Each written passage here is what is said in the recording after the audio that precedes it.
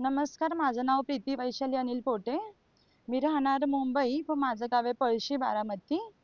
माझी निवड ठाणे ग्रामीण पोलीस शिपाईमध्ये झाली आहे. मी सुरुवात 8 मार्च 2024ला केली होती पोलीस शिपाईची. माझी निवड 29 एप्रिलला झाली. मी अभ्यास स्वतःचा स्वतःच केला, पण मी मैदानीसाठी वेगळं अकॅडमी लावली होती. तिकडे फक्त मी सकाळी 2 तास ग्राउंड करत होते. सुरुवातीला गोळा जात नव्हता, नंतर प्रॅक्टिस करून करून तो जायला लागला. मी लायब्ररी लावली होती. 6-7 तास अभ्यासाला पुरेसा झाला, त्यामध्ये पूर्ण अभ्यास होऊन जायचा. जास्त वेळ करायची गरज नव्हती.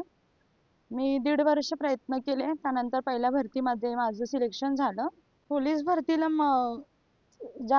समाज जास्त मदत करत नाही किंवा मुलांना पुढे जायला प्रोत्साहन देत नाही, पण आपण स्वतःचं स्वप्न डोळ्यांमध्ये ठेवून कितीही संकटे आली आयुष्यात तरी पुढे जात राहायचं. समाज, लोक, मित्रमैत्रिणी किंवा कोणीही नातेवाईक काहीही बोलू दे, स्वतःवर विश्वास ठेवा आणि प्रयत्न करत राहा. कधी हरू नका. प्रयत्नार्थी परमेश्वर असते हे खरं आहे आणि प्रामाणिकपणाला फळ भेटतं नक्की. फक्त शेवटपर्यंत प्रयत्न करत राहा. कुठल्याही गोष्टीची कमी असू द्या, ती पूर्ण करा, ती भरून काढा, चिकाटीने मेहनत करा. एक दिवस तुम्हाला फळ नक्की मिळेल.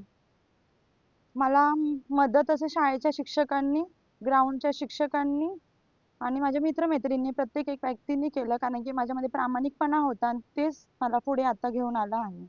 माझं यशाचं कारण एकच आहे, स्वतःवर विश्वास ठेवला आणि स्वतःसोबत प्रामाणिक राहिली. समाज काय बोलतो ह्याच्याकडे माझं कधीच लक्ष नव्हतं, फक्त स्वतःवर विश्वास होता, म्हणून आज हे फळ मिळालं आहे. तुमची मुलगी आज पोलीस मध्ये भरती झाली, तर काय भावना आहेत, कसं वाटतंय, काय सांगता? भरपूर आनंद वाटतो या गोष्टीला. हं. तिने कष्ट केलं, तिने मेहनत केली, कधी जिद्द सोडली नाही त्या गोष्टीबद्दल, आणि तिला घरच्यांनी पण सर्व त्यांना सपोर्ट केला या गोष्टीला, कधी नाकारला नाही कुठल्या वस्तूला, कुठल्या गोष्टीला. प्रत्येक आई वडिलाची हीच इच्छा आहे, प्रत्येक मुलांना आपली मदत करा, तिचं मन मारू नका, तिचं जे इच्छा आहे ती पूर्ण करावी. प्रत्येक आई वडिलाला हीच विनंती आहे आपली. काय सांगचाल, इतरांच्या मुलीने पण अशाच पद्धतीने प्रत्येक मुला वेगवेगळ्या भरती झाली पाहिजेत, प्रत्येकाची मुलं चांगला मार्गदर्शन द्या, कुठल्या गोष्टीचे कमतरता करू नका. प्रत्येक मुलीला पुढं मार्गदर्शन करा आणि यशस्वी करा. सर्व आई वडिलांना आणि सर्व मुलांना हीच विनंती आहे.